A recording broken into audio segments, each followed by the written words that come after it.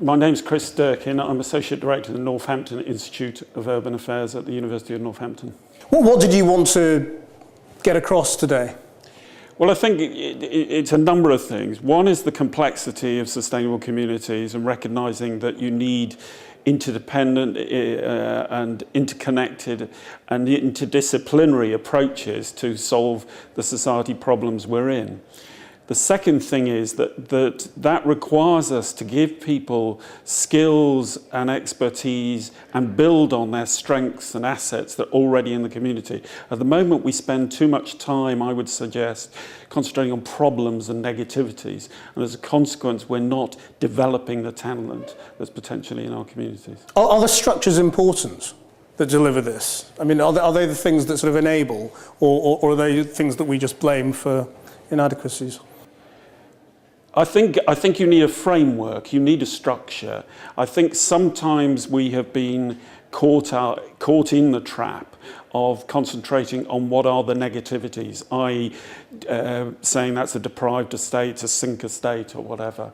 But actually, rather than looking in a much more creative way and engaging creatively with the population to try and the residents to try and develop solutions that they feel happy and a part of. So often a lot of people feel disconnected with the local authorities, with the government, and feel that they're not being listened to. They're consulted, but they don't feel they're being heard. So it's actually trying to change the relationship, as is said by a lot of government ministers, that they want to change that relationship. We have to give the people skills and expertise to be able to do that. Isn't it far too complicated, though? I mean, you know, what most people find is that they have a relatively simple problem that they object to or that they want to change, and they try and change it, and they approach local government or whatever the agency might be.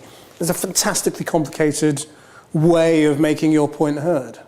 Yeah, I would agree. I think there's a complication, but I equally think there have been a number of examples of organisations that have tried to work in communities much more strategically to engage with people and find out what are their issues, what are their problems, but also what are their skills and expertise, and then try and change that. It's not necessarily part of the difficulties, I think, if we have structures in place that are potential barriers, i.e. people say, we want that, so they go to another building and then they're passed off to another department who passes off to another person and said, actually you need to go to central government. Then I agree with you, it overcomplicates the process that's going on. And where does the whole sort of localism agenda play into this? Well, I think I think it's crucial in the sense, the emphasis on community, but that has been happening for years. It's about whether they've got the politicians and local authority people have the willingness and the ability to enable that to happen. And that's where there is importance for structures.